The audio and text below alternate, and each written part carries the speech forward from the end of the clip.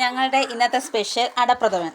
അതിനാവശ്യമായ അട വേവിച്ച് വെച്ചത്, ശർക്കര ഉരുക്കി അരിച്ച് വെച്ചത്, ചൗവരി വേവിച്ചത്, ഒന്നാം പാല്, രണ്ടാം പാല്, അതിനാവശ്യമായ ഏലയ്ക്ക, ചുക്കുപൊടി പൊടിച്ച് വെച്ചേക്കുന്നു. പിന്നെ അതിനാവശ്യമായ അണ്ടിപ്പരിപ്പ് മുന്തിരിങ്ങയും വറുത്ത് വെച്ചേക്കുന്നു.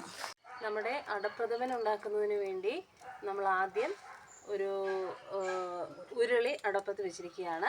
അത് ചൂടായപ്പോഴേക്കും അതിനുള്ളിലേക്ക് നമ്മളെടുത്ത് വെച്ചിരിക്കുന്ന ശർക്കര പാനി ഒഴിച്ചു ഒന്ന് ചൂടാക്കാൻ വെക്കുകയാണ്.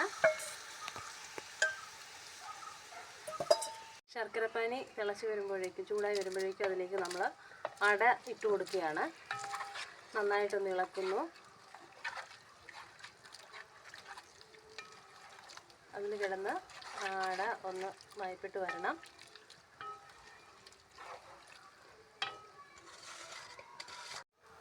അട ഒന്നുകൂടി തിളച്ച് വന്നപ്പോഴേക്കും നമ്മളെടുത്ത് വെച്ച് വേവിച്ച് വെച്ചിരിക്കുന്ന തിളച്ച് വന്ന നമ്മുടെ അടയിലേക്ക് അല്പം ചൗരി വേവിച്ച് വെച്ചിരിക്കുന്നത് ചേർത്ത് കൊടുക്കുകയാണ്.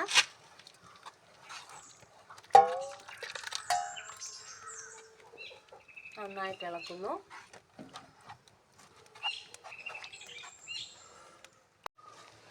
ശർക്കര പാനി ഒന്ന് കുറുകി വന്നിട്ടുണ്ട്. അതിലേക്ക് നമുക്ക് രണ്ടാം പാൽ ചേർത്ത് കൊടുക്കാം.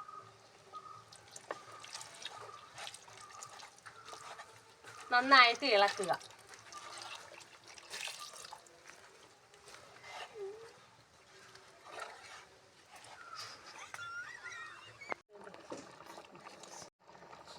നമ്മുടെ അടയിലേക്ക് ചേർത്ത് കൊടുത്ത ഒന്നാം പാലും ഒക്കെ നന്നായി തിളച്ച് വന്നിട്ടുണ്ട്. അതിൽ രണ്ടാം പാൽ ഒഴിച്ചത് നന്നായി കുറുകി വന്നിട്ടുണ്ട്. അതിലേക്ക് നമ്മളിനി ഒന്നാം പാൽ ചേർത്ത് കൊടുക്കുകയാണ്.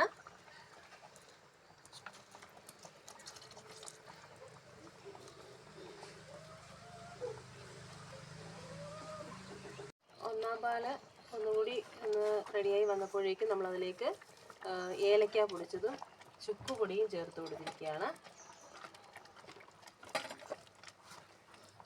അല്പം പശുവും പാലും കൂടി ഒഴിച്ചു കൊടുക്കുകയാണ്. എന്നിട്ട് നന്നായി ഇളക്കിക്കൊണ്ടിരിക്കുക.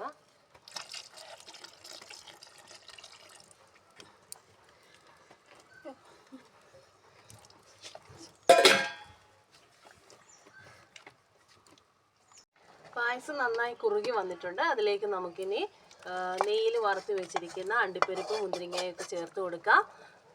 വേണ്ടവർക്ക് നമ്മുടെ തേങ്ങാക്കൊത്ത് വറുത്തിടുന്നതിലും നല്ലതാണ്. അത് ഇവിടെ ഓപ്ഷനിലാണ്. ഞങ്ങളിപ്പോൾ എടുത്തിട്ടില്ല. ഇത്രയായപ്പോഴേക്കും നമ്മുടെ പായസത്തിൻ്റെ എല്ലാ ഘട്ടങ്ങളും കഴിഞ്ഞു. നന്നായി നമ്മുടെ പായസം ഇവിടെ റെഡി ആയിട്ടുണ്ട്. നല്ല മണമൊക്കെ വരുന്നുണ്ട്. നിങ്ങൾ ഇതുപോലെ ചെയ്ത് നോക്കുക. ഇഷ്ടമായെങ്കിൽ ലൈക്ക് ചെയ്യാനും ഷെയർ ചെയ്യാനും മറക്കരുതേ.